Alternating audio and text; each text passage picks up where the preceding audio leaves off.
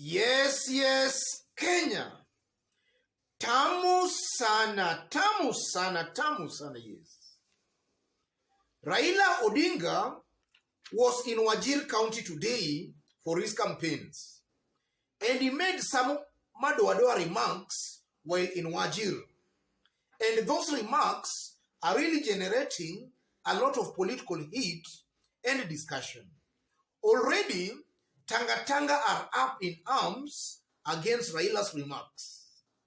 And actually, Denis Itumbi, taking to his social media accounts, had this to say. Denis Itumbi, Baba is above the law, and the media is captured. Amna namnagani, Ruaraka thief, and Lamada PS, the Lord of Violence, is well known. And then he shares that video of Raila Odinga. Yes. So in this video right now, it's important we have a look at that video of Raila Odinga in Wajir today, and then we compare it to the one of Mythical Linturi, the one Linturi made some weeks back in Eldoret. After which, as usual, we are just going to see clearly where the truth lies. Have a look at this video of Raila. Kwa mwanajeshi wa baba, mpaka wewe uwe na bunduki na risasi. Bunduki ni kitambulisho, risasi ni kura, sawa? Kabla sijamaliza haya, sisi tuko kwa azimio la umoja. Azimio la umoja ni kuunganisha Wakenya wote.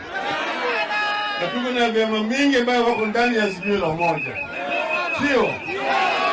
Tuko na ODM, tuko na Jubilee, tuko na Upya, tuko na vyama vingi ambavyo wako ndani ya azimio la.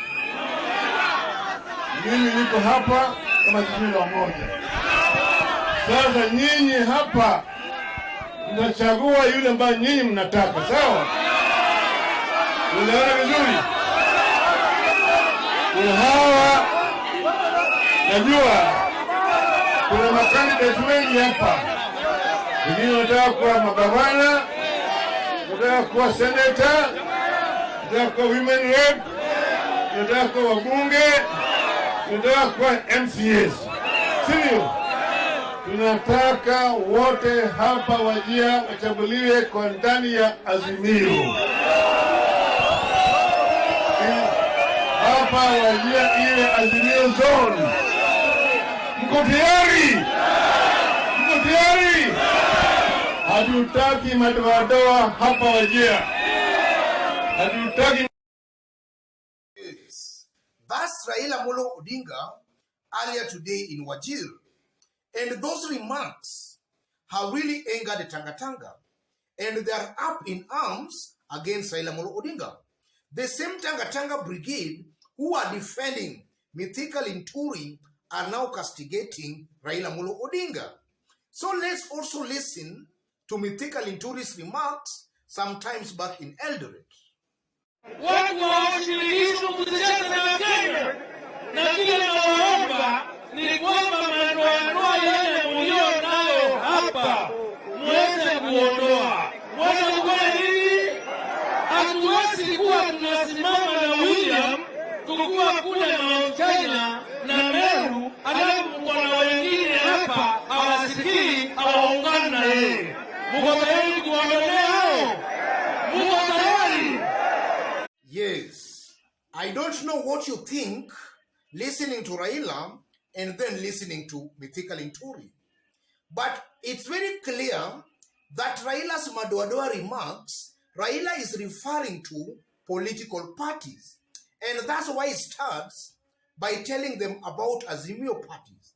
And is now urging them to vote in Azimio parties. And is not calling for the uprooting of anybody.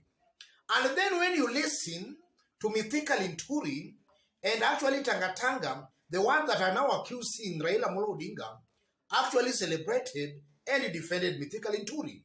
Mythical Linturi is referring to persons, people who do not support William Ruto in Rift Valley. And mythically, truly from the way he's talking with a lot of anger and calling for the uprotal of those people. And that is something that should actually be discouraged. We don't want incitement. So it's very clear from these two leaders that Raila is not inciting anybody, while mythically Nturi was actually inciting people in Rift Valley. And then again, you can use one word, but the way you use that word can mean two different things. If you mention or you talk about Madoadoa in Rift Valley, that term has been used before. In fact, during election times, that term Madoadoa has actually been used.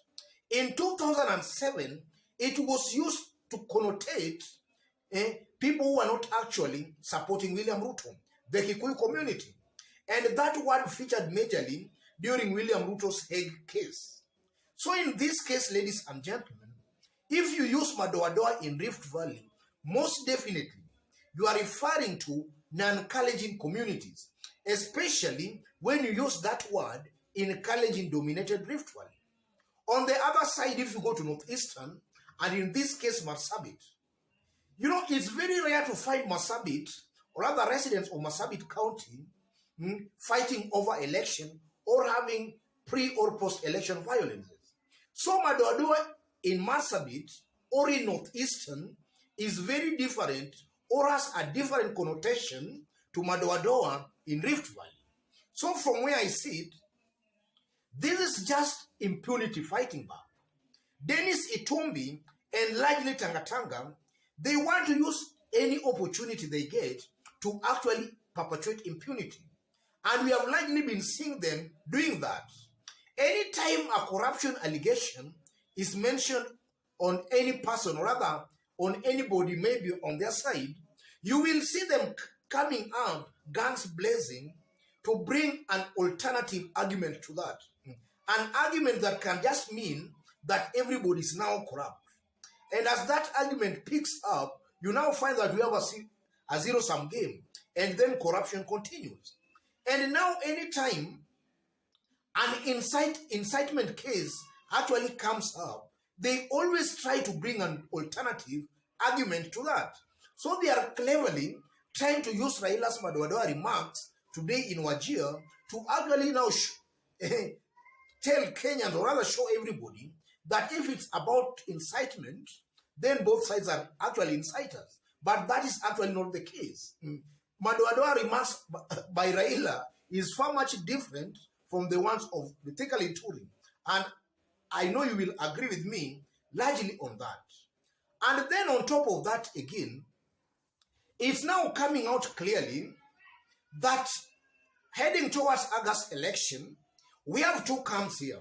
We have a camp that is very desperate to play politics of some kind of opportunistic politics, while we have a side that is likely trying to rely on the truth. And I'm saying that without any fear of contradiction at all. Let me give you a good example of the border crisis, or crackdown that is currently happening in Kenya.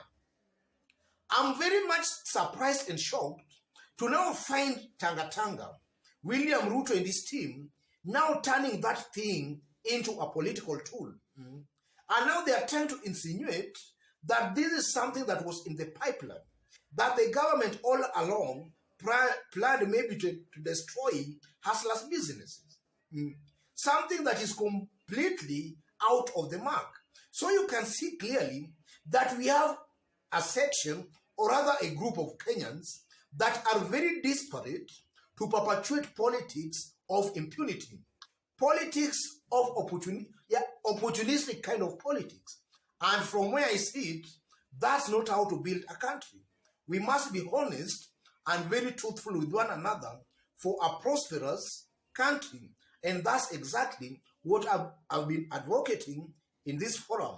So from where I see it, it's very clear that Tanga, Denis Itumbi's plan may be to use Raila's Madoadoa remarks, maybe to incite, has largely backfired. And I'm saying it has backfired because also if you go through the comments, after Denis Itumbi posted that, a majority of Kenyans were actually castigating and attacking Denis Itumbi. It seems to appear that now Kenyans are now waking up to the reality that Tanga, Denis Itumbi, is just but a bunch of Kenyans inciting other Kenyans. Yes. Otherwise, before I conclude, let me remind you, just as I did state when I was starting, in case you've bumped here for the very first time, and so far you have not yet subscribed, kindly subscribe, give this video a like. And to any other person watching us outside Kenya for the very first time, drop a comment, let us know from which part of the globe you are watching us from. And if possible again, subscribe, give this video a like. And to our fans, our subscribers here, I'm very much humbled, very grateful for the kind of support you are giving me here. God bless you. God bless Kenya. Tamu sana, tamu sana, tamu sana.